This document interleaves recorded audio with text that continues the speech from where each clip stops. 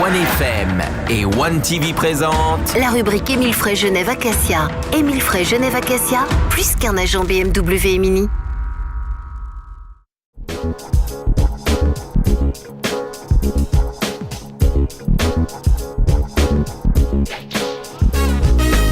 Comme tous les jeudis, rendez-vous avec la rubrique Émile Frey Genève Acacia avec Alexandre Farago, le directeur d'Émile Frey Genève Acacia. Salut Alexandre. Bonsoir à tous. Et puis David Stutz et David Rodriguez. Bonsoir à tous. Bonsoir. Tout le monde va bien ?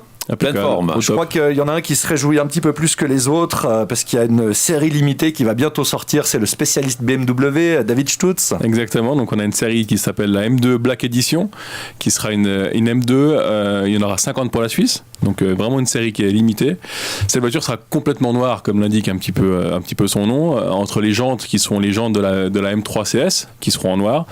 Toutes les parties chromées qu'on peut voir sur une BMW seront noires aussi. Donc la voiture sera vraiment full black. Il y a aussi des éléments en carbone qu'on a rajoutés sur pare-choc arrière, pare-choc avant. Les rétroviseurs seront en carbone. Donc ça va lui donner vraiment encore un look encore plus sportif. C'est le job de rêve quand même pour un garçon et pour David justement. Tu as l'impression, cette passion quand il en parle, hein, tu as l'impression qu'il parle d'un jouet, non ? Heureusement, parce qu'on est dans ce métier, c'est justement on se réjouit d'avoir ces nouveautés là, et puis ça reste des voitures qui sont c'est émotionnel, je dirais, surtout une M2, surtout les nouveautés qu'on a chez BMW. On a quand même beaucoup de chance de travailler dans des marques où il y a un petit peu d'émotion dans tout ce qui est ouais. Et puis la grande nouveauté, donc tu l'as dit, c'est le carbone. Le carbone, Alexandre va vous en parler parce que c'est le roi du carbone. Je ne savais le roi pas. du carbone. Je suis le roi de beaucoup de choses. Et du carbone. Alors en fait, les carbones, on peut en trouver sur Internet, etc., à différents prix ou même dans différents accessoires. Mais ce qu'il faut savoir, c'est qu'aujourd'hui, le carbone, c'est quelque chose qui doit être travaillé. Donc, on prend de la fibre plastique, on va dire un petit peu plus travaillée, et puis on va la coller en différentes lamelles. Et ce qui est important, c'est que sur chaque couche, il faut attendre que ça sèche avant d'en recoller d'autres, etc. C'est pour ça que le prix du carbone est relativement élevé, parce que c'est un tressage qui prend du temps. Et le tressage doit être bien fait pour avoir une excellente rigidité et la plus grande des légèretés. Voilà, ça c'est un petit peu le carbone. Alors, comme dit toujours, on peut trouver des moulures carbone pour mettre dans sa voiture, pour un peu la tuner, entre guillemets. Et puis, il y a du véritable carbone qui, lui, est tressé et retravaillé exprès pour avoir une solidité. Très bien. On va aussi dire un mot sur la série 8 qu'on a découverte au Salon de l'Auto. C'était un peu exclusif, uniquement pour les clients Émile Frey Genève Acacia. Alors, cette série 8, elle sort bientôt ? Bientôt, on peut déjà la commander. Elle va arriver en concession au mois d'octobre. Mais on a pu la voir avec certains clients au salon. C'était assez... on parlait d'émotion tout à l'heure avec les M. C'est pareil. C'est quand on voit une nouveauté comme ça qui a jamais été montrée au public, on découvre une voiture qui a une ligne assez extraordinaire. Vous pourrez la découvrir chez nous au mois d'octobre, mais c'est assez fantastique, avec des jolis moteurs. Ça reste une grosse voiture, donc on aura un V8 4 litres 4 biturbo qui est issu de la M5, donc je pense que ça va envoyer pas mal. Ouais.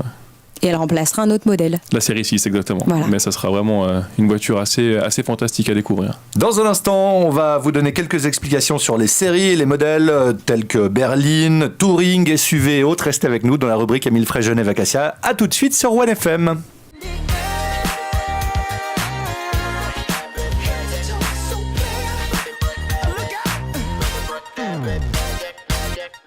Nous sommes de retour dans la rubrique Émile Frey Genève Acacia et on continue à parler de BMW avec quelques explications que vous allez nous donner sur les appellations des différents modèles et des différentes séries. Par exemple, pourquoi est-ce qu'on appelle une voiture chez BMW qui peut s'apparenter à un break une Touring ? Un Touring.